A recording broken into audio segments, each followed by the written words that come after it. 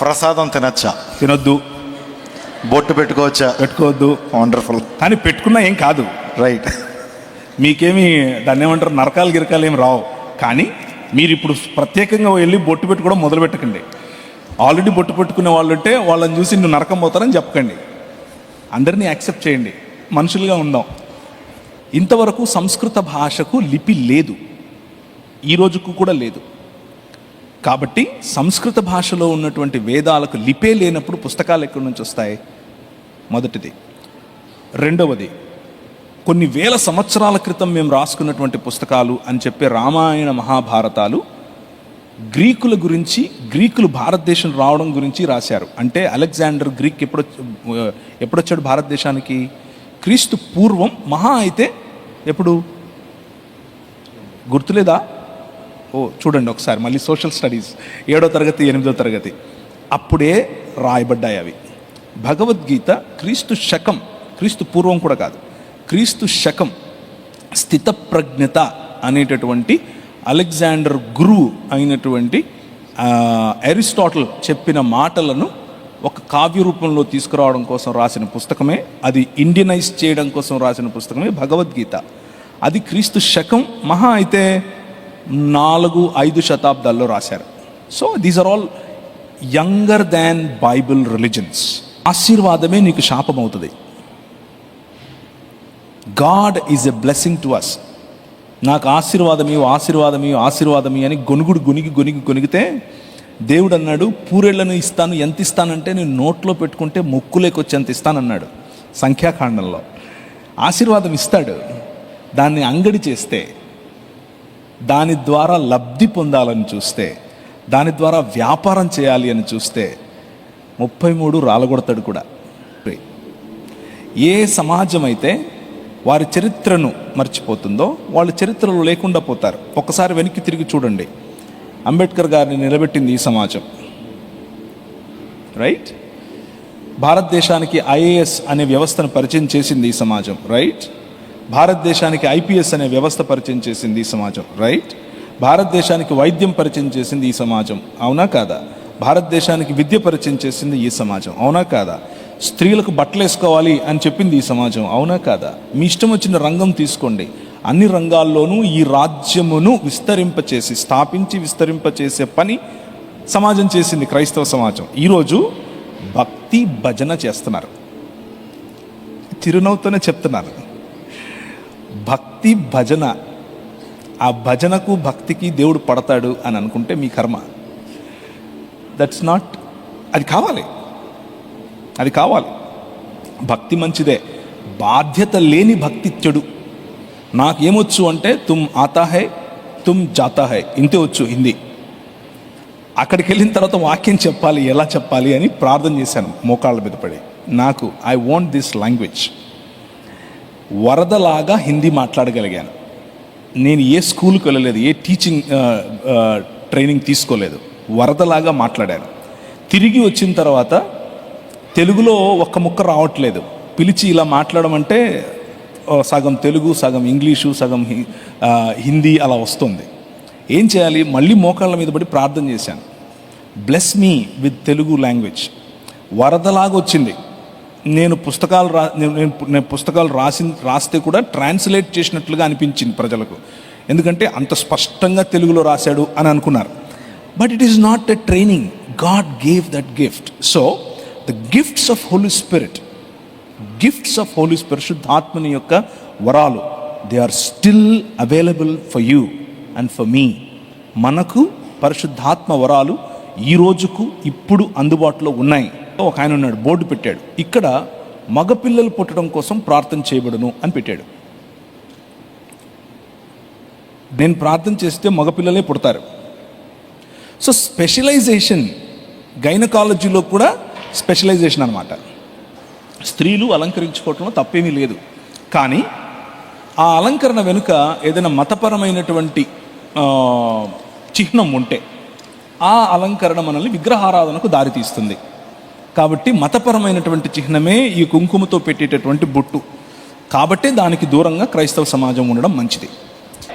ప్రభు అనుగ్రహించిన ఈ శ్రేష్టమైన సమయాన్ని బట్టి ప్రభువును స్తుతిస్తూ ఈ Q&A సెషన్లో మనతో పాటు బ్రదర్ ప్రవీణ్ పగడాల గారు ఉన్న చాలా సంతోషం. వారితో పాటు మన దైవజనులు రెవరెండ్ పాల్ ఇమాన్యుయల్ గారు కూడా కొన్ని ప్రశ్నలకు మనకు జవాబిస్తారు. సో చాలా క్వశ్చన్స్ మా దగ్గరికి వచ్చినాయి. వాటన్నిటిని మేము కేటగరైజ్ చేసి కొన్ని జనరల్గా అందరికీ ఉపయోగపడే కొన్ని క్వశ్చన్స్ అడగడానికి ప్రయత్నం చేస్తాం. Thank you so much for joining with us. It's really glad to have you. Morning సెషన్లో అద్భుతమైన మాటలు మీరు తెలియజేసినందుకు we are really thanking God and thank you so much for being with us. ప్రాముఖ్యంగా ఈ రోజున క్రైస్తవ్యంలో చాలా రకరకాల బోధలు చేయడం, చాలామంది విశ్వాసులు ఆ దుర్బోధలు వినడం ద్వారా కావచ్చు, might be through social media or through YouTube, you know there are lot of confusions in lot of concepts. అందులో ప్రాముఖ్యంగా ఎక్కువగా చాలామంది క్రైస్తవులు ఎక్కువ కన్ఫ్యూజ్ అయ్యే టాపిక్ ఏంటంటే Trinity. When it comes to త్రిత్వం గురించి వచ్చినప్పుడు అనేక క్వశ్చన్స్ ఉంటాయి. Literally somebody has wrote a question, క్రైస్తవులు ముగ్గురు దేవుల్ని ఆరాధిస్తారా, తండ్రి కుమార పరిశుద్ధాత్మ, ముగ్గురు సపరేటా లేకపోతే ఒక్కలేనా? సో ఈ ట్రినిటీని మనం ఎలా జస్టిఫై చేయగలుగుతాం అన్న ప్రశ్న ఒక సహోదరి అడిగింది. We would like to have answer from you. Sure brother, this is a good question. మంచి ప్రశ్న ఇది.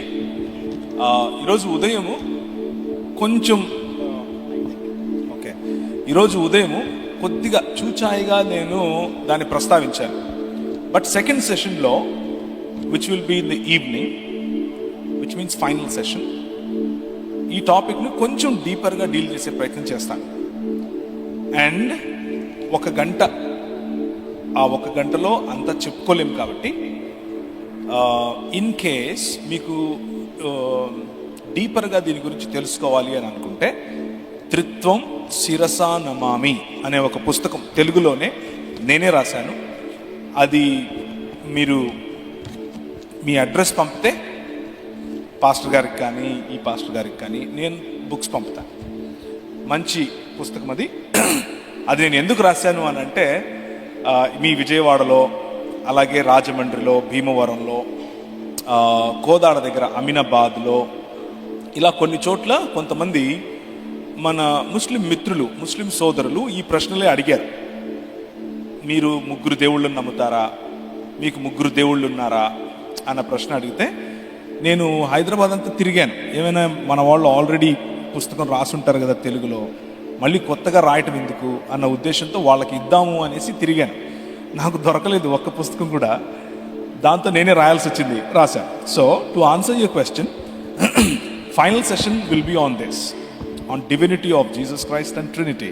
రెండు కలిపినవే ఉంటుంది. సో దానికి కొంచెం వెయిట్ చేయండి, సాయంత్రం వరకు డీటెయిల్డ్ ఆన్సర్ మీకు దొరుకుతుంది. అయినా కానీ హెబ్రీ భాషలో ఈ విధంగా ఉంటుంది. ద్వితీయోపదేశకాండం 6వ అధ్యాయం 4వ వచనం నుంచి, షమా ఇస్రాయిల్ యాహ్వే ఎలోహిను యాహ్వే ఎహాద్ అని రాసుంటుంది అక్కడ. అంటే ఇశ్రాయేలు వినుము, నీ దేవుడైన యెహోవా అద్వితీయుడగు యెహోవా. అద్వితీయుడు అని అంటే ఒంటరివాడు అని కాదు అర్థం. అద్వితీయుడు అంటే ఆయనను పోలిన వాడు ఇంక లేరు అని, ఆయనను పోలిన దేవుడు ఇంకొకడు లేడు అని. సో మనం పూజించే దేవుడు, మనం ఆరాధించే దేవుడు ఒక్క దేవుడు, కానీ ఒంటరివాడు కాదు. నేను ఒక్క మనిషిని, ఒకే వ్యక్తిని, ఇలా దేవుడు నన్ను చేశాడు. కానీ దేవుడు ఒక్క దేవుడు ముగ్గురు వ్యక్తులుగా ఆయన ఉనికిలో ఉన్నాడు. ఆయన నేచర్ అది. కేటగారికల్ ఎర్రర్ అని పిలుస్తారు దీన్ని. నాలాగా ఒక మనిషి, ఒక వ్యక్తే కాబట్టి ఒక దేవుడు ఒక వ్యక్తే అయి ఉండాలి అని నేను దేవుణ్ణి డబ్బాలో పెట్టడానికి వీల్లేదు. దేవుడు తనను తాను ఏ విధంగా బయలుపరుచుకున్నాడో అలాగే మనం ఆయనను అర్థం చేసుకునే ప్రయత్నం చేయాలి. ఎలా బయలుపరుచుకున్నాడు ఆయన అనంటే, ఒక దేవుడు ముగ్గురు వ్యక్తులుగా బయలుపరుచుకున్నాడు. తండ్రిగాను, కుమారుడుగాను, పరిశుద్ధాత్మగాను. బైబిల్ మనకు యెహోవా అన్న పేరు ముగ్గురికి ఆపాదిస్తూ ఒకే దేవుణ్ణి మనకు పరిచయం చేస్తోంది. కాబట్టే మనం తండ్రి, కుమార, పరిశుద్ధాత్మలుగా ఉనికిలో ఉన్నటువంటి ఒక్క దేవుణ్ణి ఆరాధిస్తున్నాం. సో దీని గురించినటువంటి లేఖన ఆధారాలు, దేన్ని బట్టి మనం ఈ మాటలు చెప్తున్నాం అన్న లేఖన ఆధారాలు సాయంత్రం నా సెషన్లో మీరు చూద్దరు. కానీ కొంచెం డీటెయిల్డ్గా స్టడీ చేసేందుకు అవకాశం ఉంటే కనుక ఆ సబ్జెక్టు చాలా చక్కగా అర్థమవుతుంది. అంత మాత్రమే కాదు, లేఖన ఆధారం ఒకటి, రెండవది అపోస్తలుల బోధ, ఇది అపోస్తలులు మనకు నేర్పినటువంటి బోధ ఇది. మూడవది సంఘ నాయకులు, ఆదిమ సంఘ నాయకులు వేసినటువంటి పునాది కూడా ఇదే. ఈ పునాదికి పక్కన ఉన్న వాళ్ళని, ఈ పునాది నుంచి బయటికి వెళ్ళిన వాళ్ళని మనము దుర్బోధ అని పిలుస్తాం, హెరసీ అని పిలుస్తాం. హెరసీ అన్నది సంఘంలోనికి రాకుండా ఉండాలి అని అంటే మనకు ఉండాల్సినటువంటి ప్రధానమైన ఫౌండేషన్ ట్రినిటీ అన్నటువంటి అంశం. ఈ ట్రినిటీ లేకపోతే త్రియేక దేవుడు లేకపోతే బహుళత్వము గల దేవుడు అన్న ఫౌండేషన్ లేకపోతే పక్కదారులు పట్టే అవకాశం చాలా ఉంది. దాని కారణంగా సంఘంలో నుంచి బయటకు వెళ్ళిందే ఇస్లాం, దాని కారణంగా సంఘంలో నుంచి బయటకు వెళ్ళిందే వన్నెస్ పెంటికాస్టలిజం, దాని కారణంగా సంఘంలో నుంచి బయటకు వెళ్ళిందే యెహోవా సాక్షులు, మోర్మన్లు వగైరా వగైరా వగైరా, సైంటాలజీ, అలాగే క్రిస్టియన్ సైన్స్, ఇలా చూసుకుంటూ పోతే చాలా శాఖలు ఈ ఒక్క సిద్ధాంతాన్ని అర్థం చేసుకోలేకనే వెళ్ళాయి. ఈ సిద్ధాంతం చాలా స్పష్టంగా ఏం చెప్తుంది అంటే దేవుని వాక్యము తండ్రి అయిన దేవుణ్ణి దేవుడు అని చెప్తోంది, దేవుని వాక్యము కుమారుణ్ణి దేవుడు అని చెప్తోంది, దేవుని వాక్యము పరిశుద్ధాత్మను దేవుడు అని పరిచయం చేస్తుంది. కాబట్టి ముగ్గురు వ్యక్తులుగా ఉన్నటువంటి ఒక్క దేవుడు. ఏ దేవుడు అని అంటే ద్వితీయోపదేశం కాండం 6:4 చెప్పినట్లుగా నీ దేవుడైన యెహోవా అద్వితీయుడగు యెహోవా, ఒక్క దేవుడు, ఒకే దేవుడు ముగ్గురు వ్యక్తులుగా ఉనికిలో ఉన్నాడు అని చెప్పటమే త్రిత్వ సిద్ధాంతం. Thank you so much and brother. Paul Emmanuel గారు కూడా కొన్ని మాటలు యాడ్ చేయండి.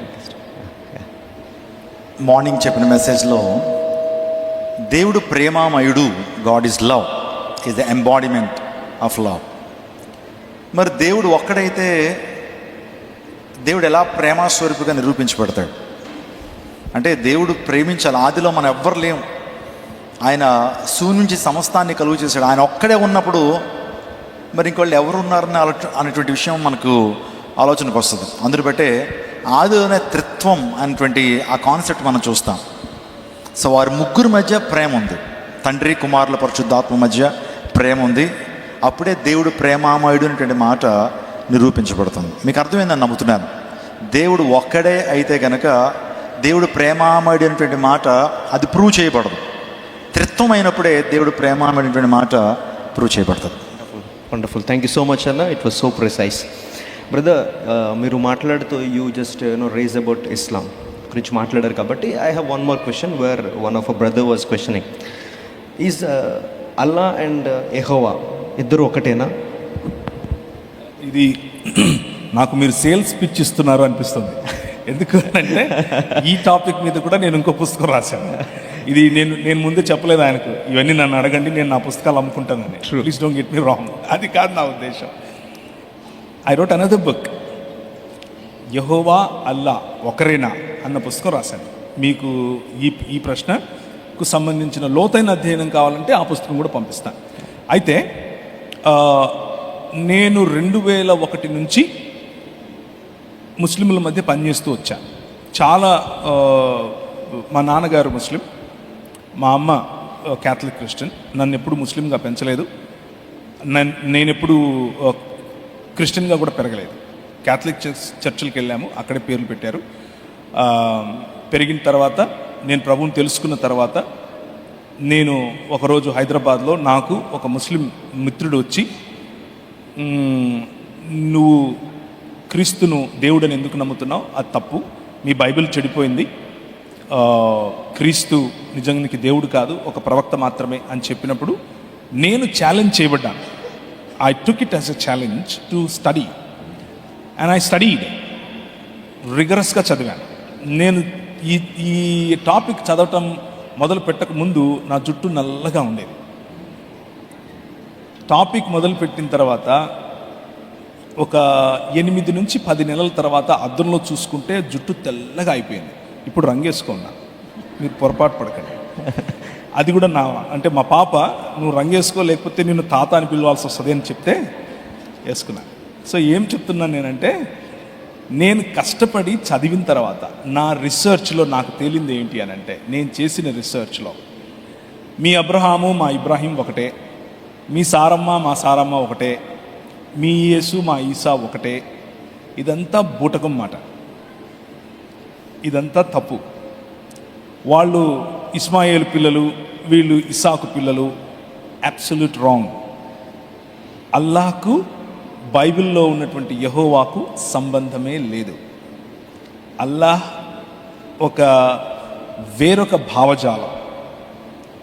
వేరొక భావజాలానికి సంబంధించినటువంటి దేవుడు.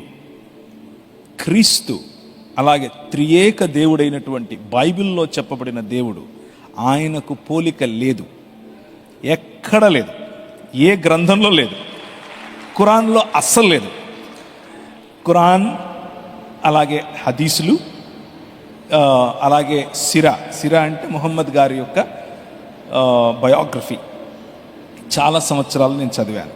నేను దాదాపు 24 సంవత్సరాల నుంచి ఈ పనే చేస్తున్నాను, వాళ్ళ మధ్య పని చేస్తున్నాను.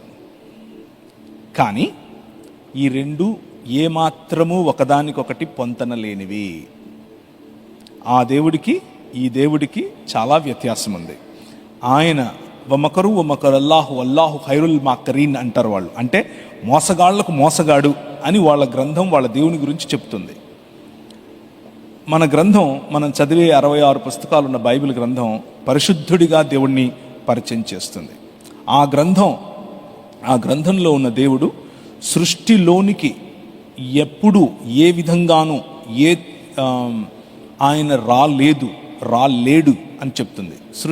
సృష్టికర్తకు అంత ఎడమ చూపిస్తుంది. కానీ మనం చదివేటటువంటి గ్రంథం భూమి ఆకాశములు అనేటటువంటి తన భవనాన్ని, తన మందిరాన్ని సృష్టించుకున్నటువంటి సృష్టికర్త అందులోనికి ప్రవేశించి సింహాసనాసీనుడై ఆకాశమును తన సింహాసనముగాను భూమిని తన పాదపీఠముగాను చేసుకున్నాడు అని మనం చదివేటటువంటి గ్రంథం చెప్తుంది. So there is a lot of difference. ఇది వేరు, అది వేరు. హైజాక్ కొంతమంది చేస్తారు కొన్ని కాన్సెప్ట్స్ను. హైజాక్ చేసినప్పుడు ఆ హైజాక్ చేయబడినటువంటి కాన్సెప్ట్ను కొన్ని వందల సంవత్సరాలు మాటికి అదే చెబితే అది సత్యం అనుకుంటారు ప్రజలు. కానీ మీరు అటువంటి తప్పును తప్పుగానే చూడండి. అదొక ప్రత్యేకమైన మతం, దానికి ఇచ్చే గౌరవం దానికి ఇద్దాం. అది వారికి ఉన్నటువంటి ప్రవక్త ఒక ప్రత్యేకమైన ప్రవక్త, వారికి ఇచ్చేటటువంటి గౌరవం వారికి ఇద్దాం. కానీ ఇది అది ఒకటే అనంటే మాత్రం చాలా సున్నితంగా, చాలా ధైర్యంగా, చాలా కాన్ఫిడెన్స్తో అలా కాదు బ్రదర్ అని కూడా చెప్దాం. ఎందుకు అనంటే ఇది మతం కాదు, ఇది క్రీస్తు రాజ్యం. అది మతం, ముహమ్మద్ గారు నిర్మించినటువంటి ఇస్లాం. ఇది 66 పుస్తకాలున్న బైబిల్ గ్రంథం ప్రకటించేటటువంటి, పరిచయం చేసేటటువంటి త్రియేక దేవుని యొక్క భావజాలం, సంఘటితమైన ఐక్యత కలిగిన ఒక్క దేవుని యొక్క భావజాలం. అది ఒంటరివాడైన, ప్రేమించలేని, కేవలము జాలి చూపించగల దేవుని యొక్క భావజాలం. రెండిటికి అస్సలు పొంతనలేదు. Brother, it was so nice and clear. One more question. చాలా విషయాలు మీరు మాట్లాడుతూ ఉన్నారు కాబట్టి ఈ రోజున సొసైటీలో కానీ లేకపోతే సోషల్ మీడియాలో కానీ చూస్తే క్రైస్తవ్యం మీద విపరీతమైన దాడి, యేసు ప్రభు దైవత్వం మీద చాలా విపరీతమైన దాడి. దేవుని మహాకృప ఏంటంటే క్రైస్ట్ టెంపుల్లో కావచ్చు, విజయవాడలో దేవుని సేవకులు పాల్ ఇమాన్యుయల్ గారు కావచ్చు, లేకపోతే దైవజనులు డాక్టర్ జాన్ వెస్లీ గారు యేసు ప్రభు దైవత్వం గురించి చాలా విషయాలు ప్రపంచానికి తెలియజేస్తూ వచ్చారు. But we want to hear some more things. We want you to add few things.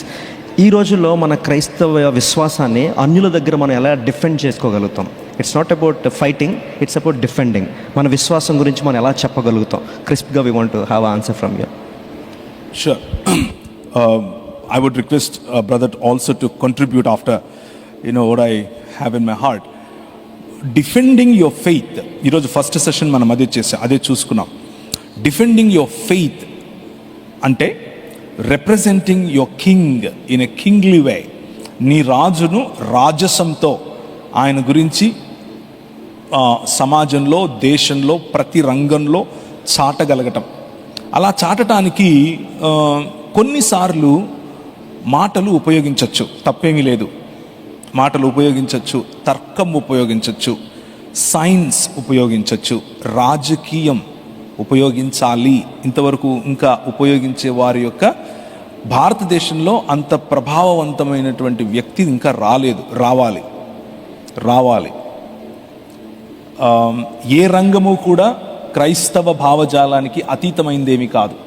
ప్రతి రంగంలో కూడా క్రైస్తవ భావజాలాన్ని గట్టిగా, ముఖ్యంగా దేవుని రాజ్య భావజాలాన్ని గట్టిగా పదిలంగా ప్రజల ముందుకు తీసుకుని వెళ్ళే వ్యక్తులు కావాలి. మీలో నుంచే కొందరు లేవాలి. Right? So how do we defend? కొన్నిసార్లు ఉదాహరణకు కామన్ ప్లాట్ఫామ్స్.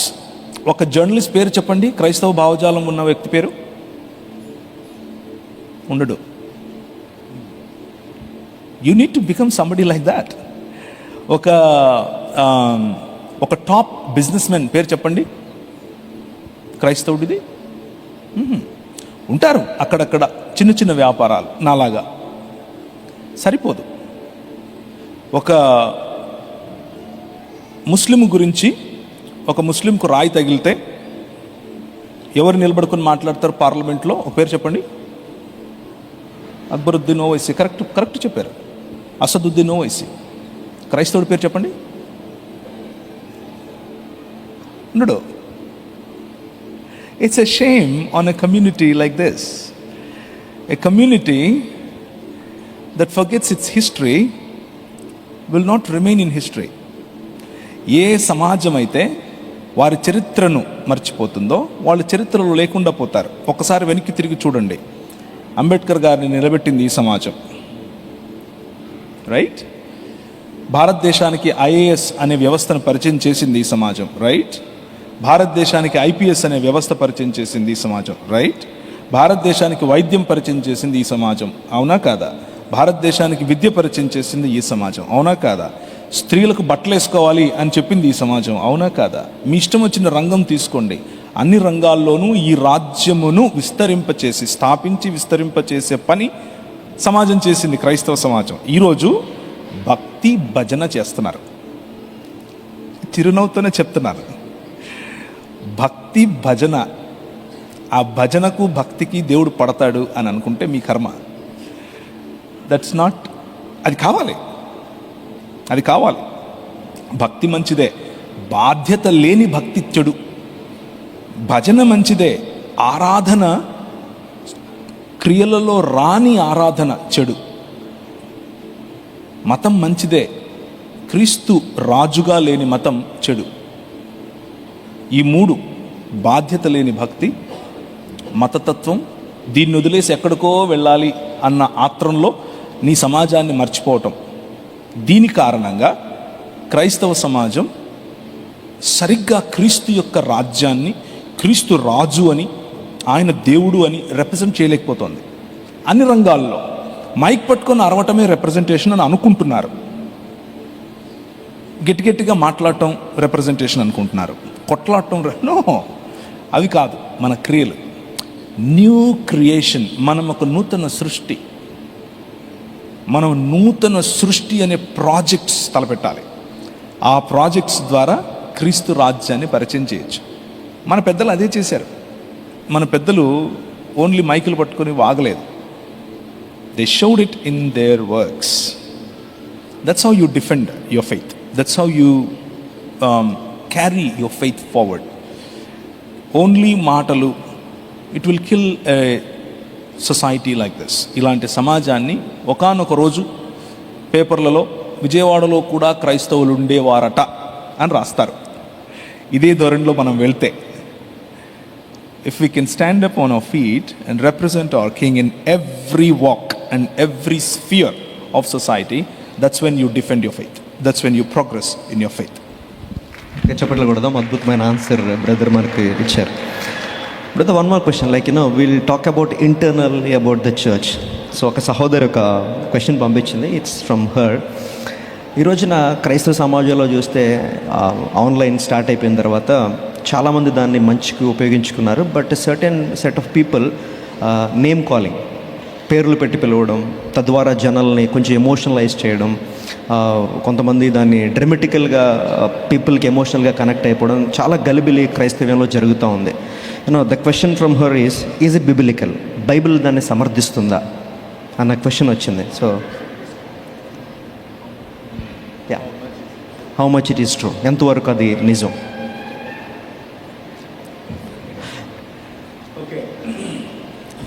సో బ్రదర్ రాళ్ళతో కుట్టించడం కోసం రెడీ అయ్యారు. పర్వాలేదు. So I think it was year 2000, 2000లో నేను ఇక్కడ నుంచి మిషనరీగా నార్త్ ఇండియా వెళ్ళాను. ఉత్తర భారతదేశం వెళ్ళి అక్కడ ఒక 11 సంవత్సరాలు పరిచయం చేశాను. అక్కడే పెళ్లి చేసుకున్నాను. దానికి ముందు నేను 97-98 ప్రాంతాల్లో నేను రక్షింపబడ్డాను. ఇక్కడ హైదరాబాద్లో I gave my heart to the lord. దానికి ముందు నేను గ్రౌండ్లో కూర్చునేవాడిని. అప్పుడు బాగా నాకు గంజాయి అలవాటు, గంజాయి ఇలాంటివన్నీ ఎక్కువగా అలవాటు. గ్రౌండ్లో కూర్చుని మేమందరం గంజాయి తాగుతూ ఉంటే ఆ గ్రౌండ్కు ఒకరోజు ఒక పెద్ద ఆయన వచ్చాడు, క్రిస్టియన్. నాకు పెద్దగా ఇంట్రెస్ట్ ఉండేది కాదు క్రిస్టియన్ మీటింగ్స్ అంటే, నాకు చాలా అస్సలు ఇష్టం ఉండేది కాదు, జోలికి కూడా వెళ్ళాను కాదు. ఆయన ఆ రోజుల్లో అంటే 95, 94, 96 ఆ రోజుల్లో పేర్లు పెట్టి పిలవటం మొదలుపెట్టాడు. ఆయన చెన్నైకి సంబంధించిన ఆయన్ని చూసి చాలామంది అదే చేయటం మొదలుపెట్టారు. బైబిల్లో కూడా అలాంటివి ఉంటే బాగుండేది. నేను చదివిన బైబిల్లో నాకు కనబడలేదు. అయితే నార్త్ ఇండియాకి నేను వెళ్ళే క్రమంలో నేను ప్రభుని అడిగాను, నాకు ఏమొచ్చు అంటే తుమ్ ఆతా హై తుమ్ జాతా హై, ఇంతే వచ్చు హిందీ. అక్కడికి వెళ్ళిన తర్వాత వాక్యం చెప్పాలి, ఎలా చెప్పాలి అని ప్రార్థన చేశాను మోకాళ్ళ మీద పడి. I want this language. వరదలాగా హిందీ మాట్లాడగలిగాను. నేను ఏ స్కూల్కి వెళ్ళలేదు, ఏ టీచింగ్ ట్రైనింగ్ తీసుకోలేదు, వరదలాగా మాట్లాడాను. తిరిగి వచ్చిన తర్వాత తెలుగులో ఒక్క ముక్క రావట్లేదు. పిలిచి ఇలా మాట్లాడమంటే సగం తెలుగు, సగం ఇంగ్లీషు, సగం హిందీ అలా వస్తుంది. ఏం చేయాలి? మళ్ళీ మోకాళ్ళ మీద పడి ప్రార్థన చేశాను, bless me with Telugu language. వరదలాగా వచ్చింది. నేను పుస్తకాలు రాస్తే కూడా ట్రాన్స్లేట్ చేసినట్లుగా అనిపించింది ప్రజలకు, ఎందుకంటే అంత స్పష్టంగా తెలుగులో రాశాడు అని అనుకున్నారు. But it is not a training, God gave that gift. So the gifts of Holy Spirit, శుద్ధాత్మని యొక్క వరాలు, they are still available for you and for me. మనకు పరిశుద్ధాత్మ వరాలు ఈ రోజుకు ఇప్పుడు అందుబాటులో ఉన్నాయి. And he is still active. He can heal people. He can give you language. He can call you by name.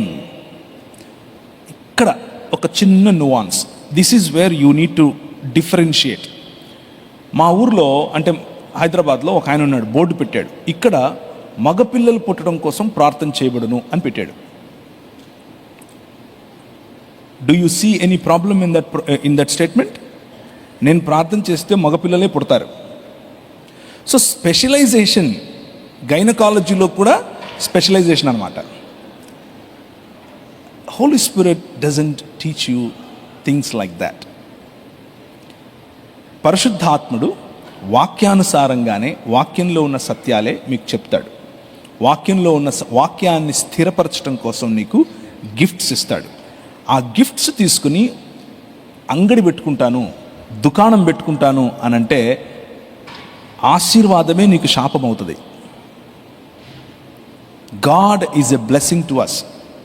నాకు ఆశీర్వాదమీ అని గొనిగితే దేవుడు అన్నాడు, పూరేళ్లను ఇస్తాను. ఎంత ఇస్తానంటే నేను నోట్లో పెట్టుకుంటే ముక్కులేకొచ్చి ఎంత ఇస్తానన్నాడు సంఖ్యాకాండంలో. ఆశీర్వాదం ఇస్తాడు. దాన్ని అంగడి చేస్తే, దాని ద్వారా లబ్ధి పొందాలని చూస్తే, దాని ద్వారా వ్యాపారం చేయాలి అని చూస్తే 33 రాలగొడతాడు కూడా. జాగ్రత్త పడాలి. So to answer my question at a larger level, name calling is a small thing.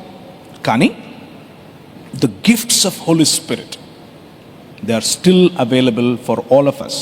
మనందరికీ పరిశుద్ధాత్మ దేవుని యొక్క వరములు అందుబాటులో ఉన్నాయి. వరములు సంఘ స్థాపన, సంఘ విస్తరణ దేవుని రాజ్యం కొరకు, అంగడి పెట్టుకోవడం కోసం కాదు. కళ్ళు మూసుకొని లచ్చమ్మ వచ్చిందా, 100 మంది ఉంటే ఒక లచ్చమ్మ గ్యారెంటీ ఉంటుంది. అర్థమవుతుందా? కళ్ళు మూసుకొని దావీదు రానానా, 100 మంది క్రిస్టియన్స్ ఉంటే డేవిడ్ లేకుండా ఎలా ఉంటాడు? ఉంటాడు. ఇక్కడ 11 మంది ఉన్నారా? చూసారా? ఉంటారు. అది అలాంటి చీప్ ట్రిక్స్ దేవునికి అవమానకరం. దేవునికి అవమానకరం. అలాంటివి మనం ప్లే చేయకూడదు. కానీ పరిశుద్ధాత్మ వరములు ఉన్నాయి, వాడండి. For the benefit of the king and the kingdom, not for your cheap tricks and cheap mileage. Cheap mileage వద్దు. That will kill you and kill your community. Right? I hope I answered your question diplomatically. Still thank you brother. One more question. ఇప్పటివరకు అడిగిన ప్రశ్నలకి మాకు జవాబులు చాలా దొరికాయి అన్న ఒకసారి చప్పట్లు కొట్టి దేవుని మహింపరుద్దాం. Hope it is benefiting everybody. Thank you brother. One more question I want to put. ఈరోజున క్రైస్తవ సంఘంలో చాలా గలిబిలి ఉన్నది. అట్ ద సేమ్ టైం కాపరి లేకుండా చాలా సంఘాలు కనబడుతూ ఉన్నాయి. వాస్తవంగా చెప్పాలంటే విజయవాడ క్రైస్ట్ టెంపుల్లో సుమారు వారానికి 5 నుంచి 8 వేల మంది వస్తారు. ఎవ్రీ సెషన్లో లేకపోతే ఎవ్రీ సర్వీస్లో కూడా దేవుని సేవకులు ప్రతి ఒక్కరి కొరకు ప్రార్థన చేస్తారు. And he knows most of the names of the church people. But ఈ రోజున కొత్త సంఘాలు ఎట్లా ఉన్నాయంటే కాపరి లేకోకుండా స్క్రీన్లో కనబడే పరిస్థితి వచ్చేసింది. So can we Bible is justifying such type of churches or denominations or whatever it may be. వాటిని మనం ఎంతవరకు సమర్థించవచ్చు? అవి వాక్యానుసారమేనా? Digital church, churches. సో కొంచెం నా పర్స్పెక్టివ్ చెప్పే ప్రయత్నం చేస్తాను. నేను చిన్నప్పుడు సినిమా అంటే ఈ 22 రీళ్ళు ఉండేవి. 22 రీళ్ళు అంటే ఏం సినిమా అంటే నర్తనశాల, లవకుశ. అంటే మీరు పరిశుద్ధులు, నేను పాపిని కొంచెం, కాబట్టి నాకు సినిమా పేర్లు తెలుసు. సో ఆ తర్వాత కొంచెం నాకు కొంచెం ఊహ వచ్చినప్పుడు, నేనే యాక్చువల్గా సినిమాకి వెళ్ళేటప్పుడు కలర్ ఫిల్మ్స్ వచ్చాయి. అవి 17 రీళ్ళు, 18 రీళ్ళు అలా ఉండేవి రీల్స్. స్టార్టింగ్లో ఒక ఫైట్, లాస్ట్లో ఒక ఫైట్, అంటే అయిపోయింది సినిమా అని అర్థం. అప్పుడు తెలిసిపోయేది మాకు. ఆ తర్వాత ఇంకొంచెం టీనేజ్ దాటిన తర్వాత సినిమాకు వెళ్తే అది 1.5 గంటన్నరే ఉండేది సినిమా. ఇంగ్లీష్ వాళ్ళది. హాలీవుడ్కు మొట్టమొదటిసారి ఆ రోజుల్లో నేను సినిమాలు చూసినప్పుడు 1.5 గంటన్నరే ఉండేది.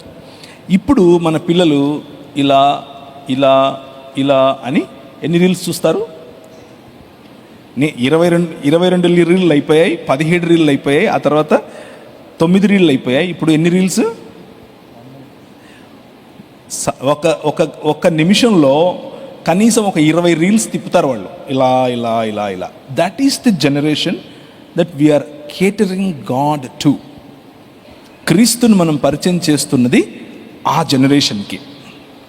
సో క్రీస్తును ఏ ప్యాకేజ్, ఏ ర్యాపర్లో మీరు పరిచయం చేస్తారు అనే దానికి మీ దగ్గర స్వాతంత్రం ఉంది. You can use technology use చేయండి. మంచి కెమెరాస్, మంచి సౌండ్ ఎక్విప్మెంట్, మంచి మ్యూజిక్, ఆల్ ఆఫ్ దిస్, మంచి తెర, మంచి TV, all of this is great, మంచిది. Okay, all technology is good. నేను చిన్నప్పుడు అనేవాళ్ళు, ఒరే రేడియో వినొద్దురా నరకం పోతావు, రేడియో వినొద్దురా నరకం పోతావు. కొద్ది రోజుల తర్వాత టీవీ చూడుద్దురా నరకం పోతావు, టీవీ చూడుద్దురా నరకం పోతావు. ఆ తర్వాత సినిమా చూడుద్దురా నరకం పోతావు, ఆ తర్వాత కంప్యూటర్ చూడుద్దురా నరకం పోతావు, కంప్యూటర్ చూడుద్దురా నరకం పోతావు. ఇప్పుడు ఫోన్ చూడుద్దురా నరకం పోతావు. No, all technology is great and that is for us. మన కోసమే అది. మనము దేవుని రాజ్యాన్ని విస్తరింపచేయటం కోసమే. అయితే any technology that substitutes fellowship and personal connection, వ్యక్తితో వ్యక్తికి ఉండాల్సినటువంటి కనెక్షన్, సంఘముతో వ్యక్తికి ఉండాల్సినటువంటి కనెక్షన్ తీసేసే టెక్నాలజీ ఏదైతే ఉందో అది నీకు శాపం అవుతుంది.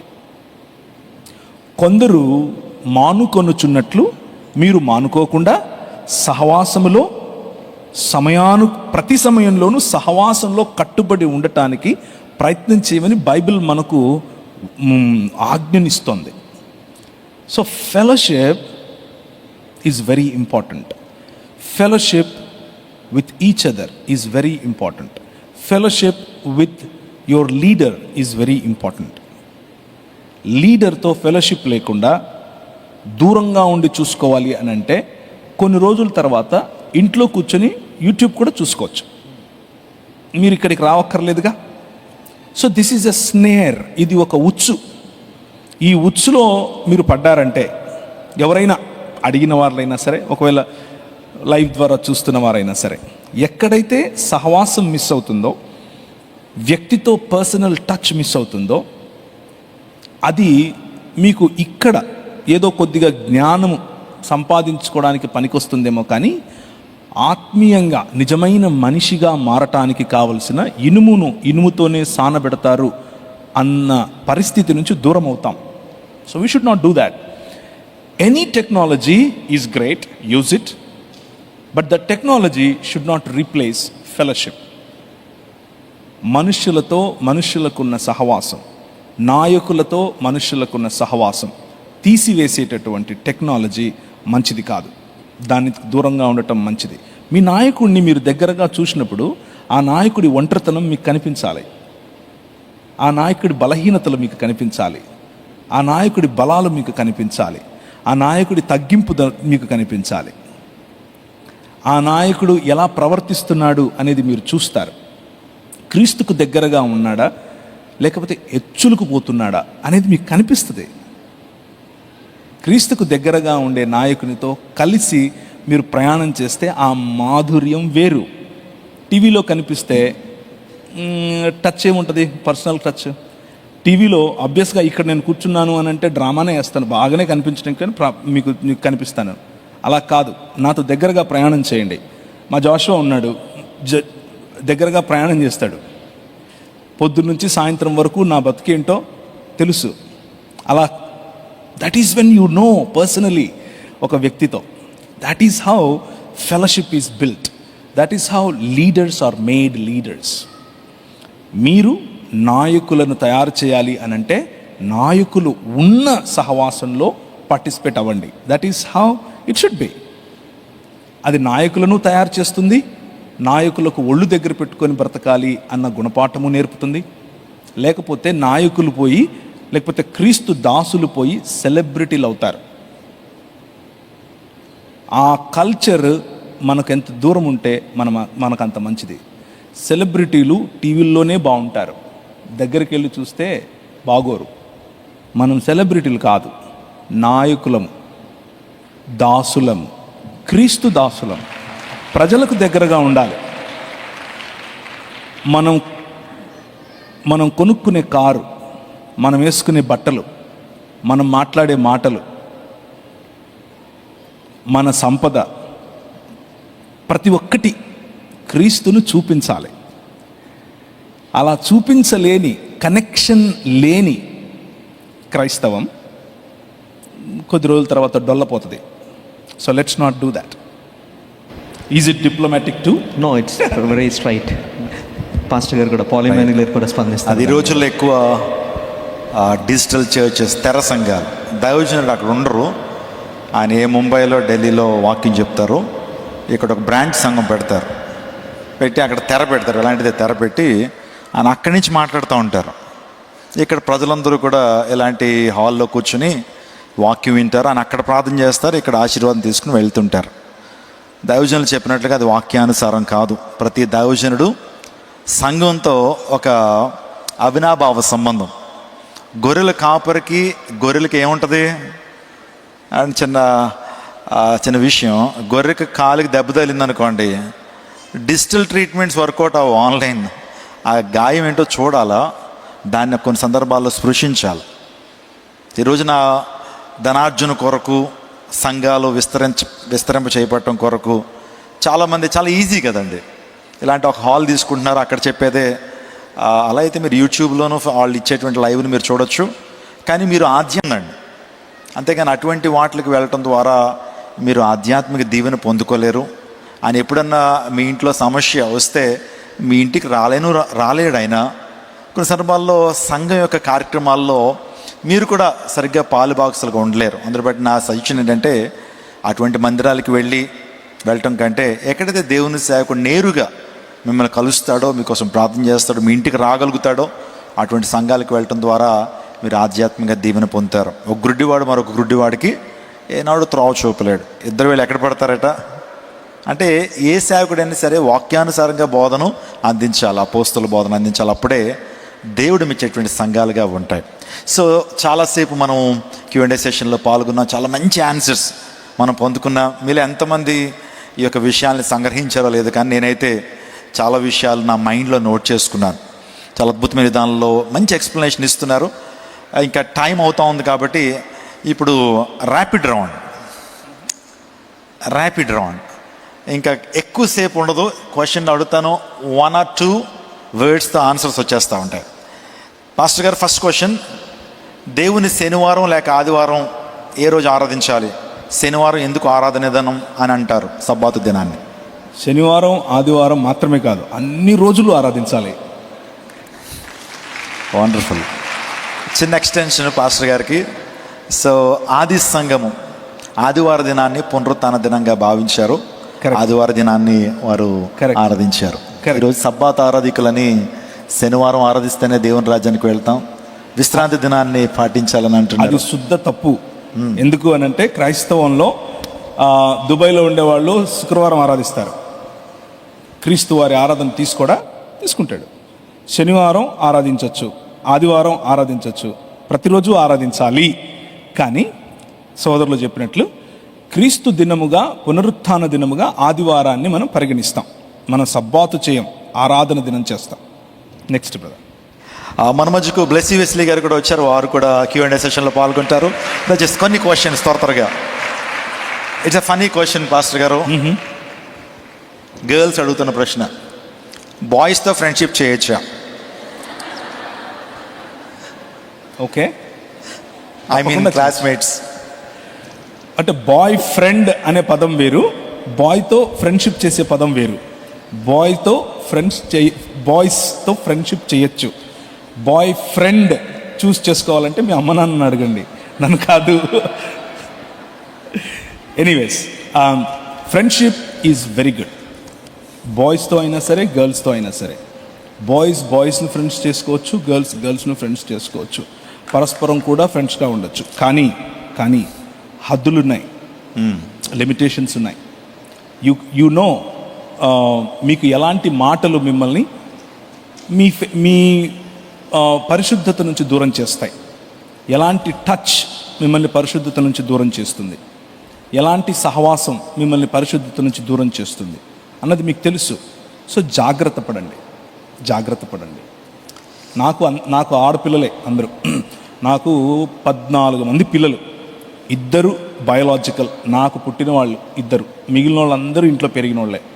కానీ నేను వాళ్ళకి చెప్తాను, మా ఆడపిల్లలకు చెప్తాను, యూ నీడ్ టు నో, ఒకరు చూస్తున్నారు అంటే ఎలా చూస్తున్నారు, ఏ దృష్టితో చూస్తున్నారు మీకు తెలియాలి. ఒకరు టచ్ చేస్తున్నారు అని అంటే అది గుడ్ టచ్చా బ్యాడ్ టచ్చా మీకు తెలియాలి. అదే పనిగా దాని గురించి నా భార్య వాళ్లకు క్లాస్ తీసుకుంటుంది. This is wrong and this is good. So friendship is good as long as it is in its own limitations దాటకూడదు.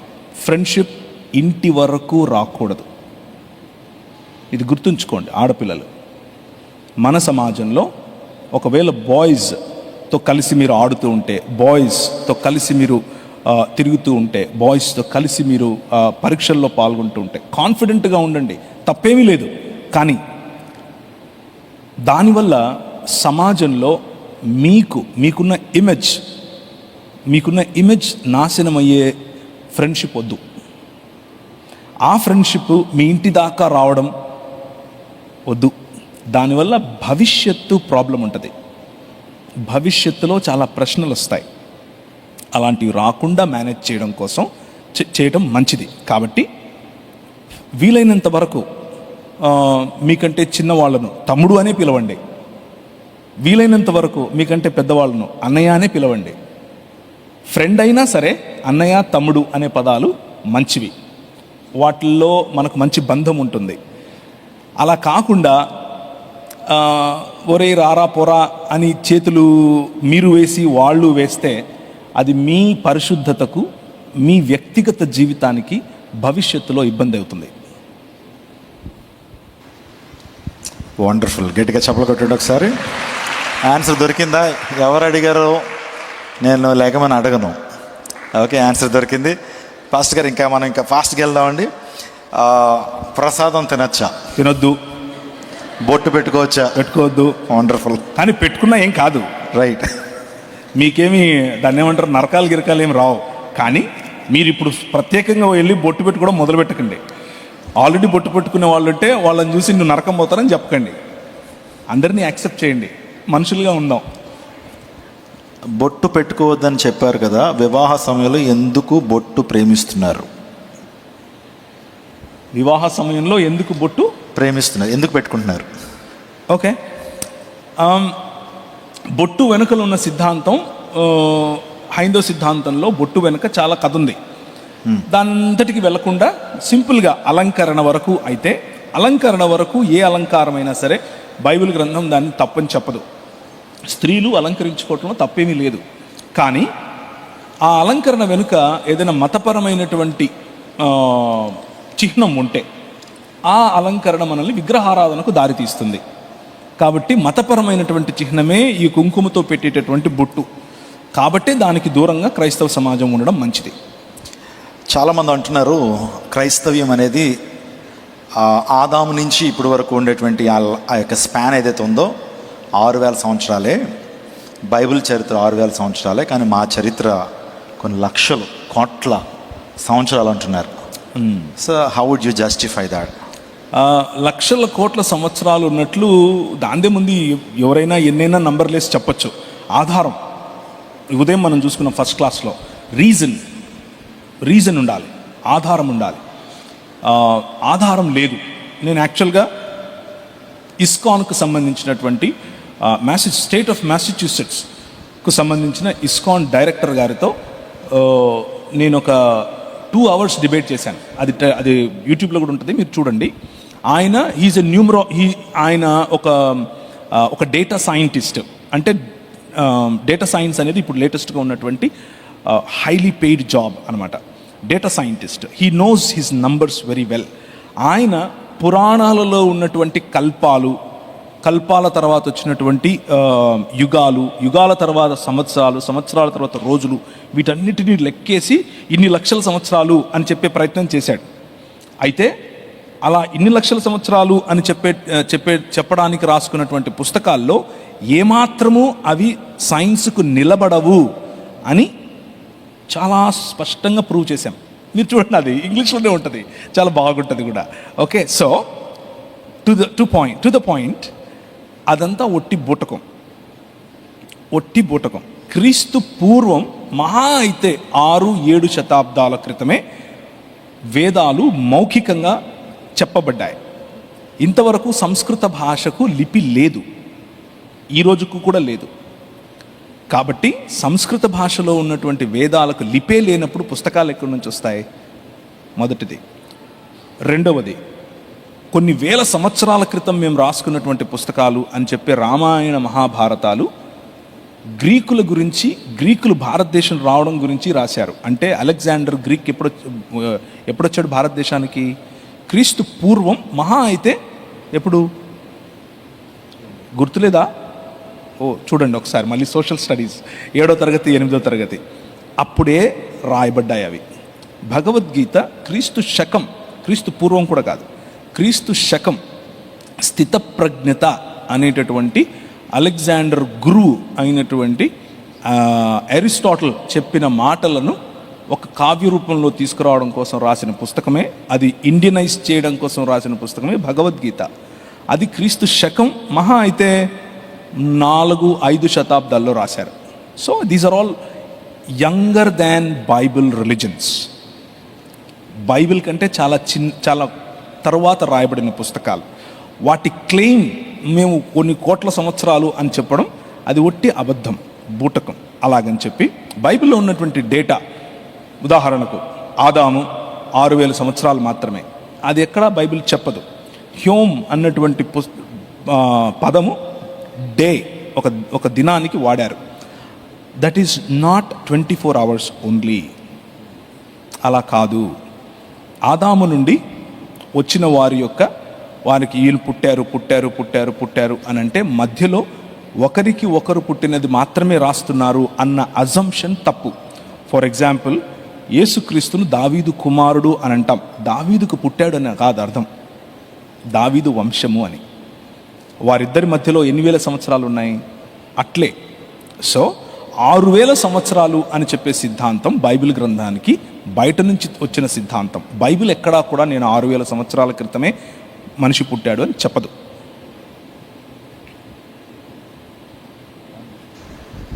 Wonderful అండి. గట్టిగా చప్పలు కొడతాం ఒకసారి. చక్కటి Q&A సెషన్లో ఆన్సర్స్ ఇచ్చినటువంటి ప్రవీణ్ పగడ గారికి మరొకసారి గట్టిగా చప్పలు కొడదాం. చాలా ప్రశ్నలు మనం డీల్ చేయడం జరిగింది. Thank you so much brother for being with us. Thank you so much. Evening సెషన్లో కూడా దైవజనులు వాక్యాన్ని అందిస్తారు.